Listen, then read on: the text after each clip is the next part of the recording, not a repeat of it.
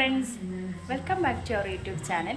അപ്പോൾ ഇന്ന് ഞങ്ങളിവിടെ എഗ്ഗ് കറിയും ചപ്പാത്തി ഉണ്ടാക്കാനുള്ള തയ്യാറെടുപ്പിലാണ്. അപ്പോൾ ഞങ്ങൾ ചപ്പാത്തി ഉണ്ടാക്കാൻ പോവാണ് ഗൈസ്.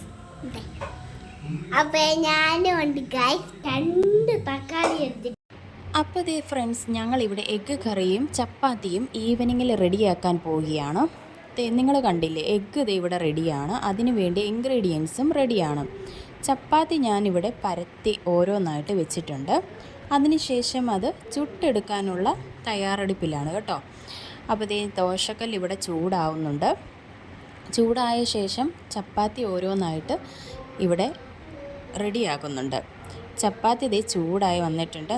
നല്ല ക്രിസ്പി ആയിട്ടുള്ള ചപ്പാത്തിയാണ് ഞങ്ങളിവിടെ തയ്യാറാക്കിയിരിക്കുന്നത്.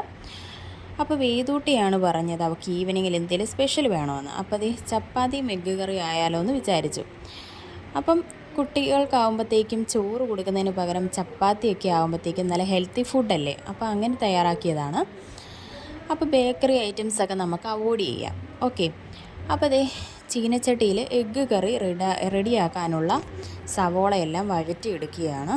നന്നായിട്ട് നല്ല ബ്രൗൺ കളറിൽ സവാള ഇവിടെ റെഡിയായി വരുമ്പോഴത്തേക്കും അതിന് വേണ്ടിയിട്ടുള്ള മസാലകളെല്ലാം നമുക്ക് ആഡ് ചെയ്ത് കൊടുക്കാം.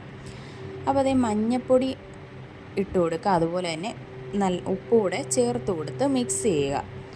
അതിനുശേഷം ഒരു ബ്രൗൺ കളറിലേക്ക് എത്തുന്ന ആ ഒരു സമയം നമുക്ക് വേണമെങ്കിൽ നമുക്ക് ആവശ്യത്തിന് പച്ചമുളക് ആഡ് ചെയ്യാം കേട്ടോ. കുട്ടികളാകുമ്പോൾ അധികം എരിവൊന്നും പാടില്ല. ഞാനിവിടെ ഒരു പച്ചമുളക് ഇതിലേക്ക് ചേർത്ത് കൊടുത്തിട്ടുണ്ട്.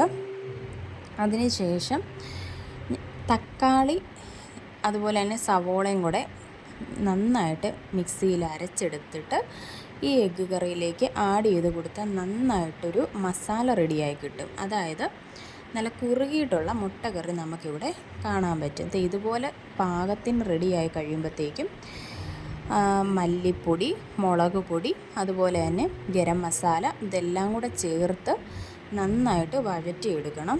അതിനുശേഷം ഈ തയ്യാറാക്കി വെച്ചിരിക്കുന്ന തക്കാളി മിക്സ് ഇതിലേക്ക് ആഡ് ചെയ്ത് കൊടുക്കുക. പ്രത്യേകിച്ചൊന്നുമല്ല, എരിവൊക്കെ കുറച്ച് കുറഞ്ഞ് കിട്ടും. അതുപോലെ തന്നെ ഇതിൻ്റെ ഒരു പുളിയൊക്കെ ആകുമ്പോഴത്തേക്കും കുട്ടികൾക്ക് വളരെയധികം ഇഷ്ടപ്പെടും. അപ്പോൾ മിക്സ് ചെയ്യുകയാണ്. മിക്സ് ചെയ്യുമ്പോഴത്തേക്കും നിങ്ങൾ കാണാൻ പറ്റുന്നില്ല, ചൂട് മുട്ടക്കറിയും ചപ്പാത്തിയാണ് ഞങ്ങൾ ഇന്ന് കഴിക്കാൻ പോകുന്നത്. ഇവിടെ ഞാൻ എഗ്ഗ് എങ്ങനെയാണ് തയ്യാറാക്കിയിരിക്കുന്നത് ചോദിച്ചാൽ, എഗ്ഗ് നമുക്ക് ഫ്രൈ ചെയ്തെടുക്കാം. അപ്പോൾ ഫ്രൈ ചെയ്തെടുക്കുമ്പോഴത്തേക്കും അതിൻ്റെ ഗ്രേവിയെല്ലാം എഗ്ഗിൽ നന്നായിട്ട് കിട്ടും. അപ്പോൾ ആ ഫ്രൈ ചെയ്ത എഗ്ഗ് നമ്മൾ ഈ മുട്ട ഗ്രേവിയിലേക്ക് ഇട്ട് കൊടുക്കുകയാണ്. അങ്ങനെ നമ്മുടെ ചൂടോടെ നമുക്ക് കഴിക്കാൻ പറ്റിയ എഗ്ഗ് കറിയാണ് നിങ്ങൾ കാണുന്നത് കേട്ടോ. കൊതിയാവുന്നില്ല നിങ്ങൾക്ക്? ഓരോ പാത്രത്തിലേക്ക് ഞങ്ങൾ സെർവ് ചെയ്തു. അപ്പം ഞങ്ങളുടെ വീട്ടിലെ അച്ഛനും അമ്മയും അതുപോലെ തന്നെ ഞാനും ഹസ്ബൻഡും എൻ്റെ മോളുമാണുള്ളത്.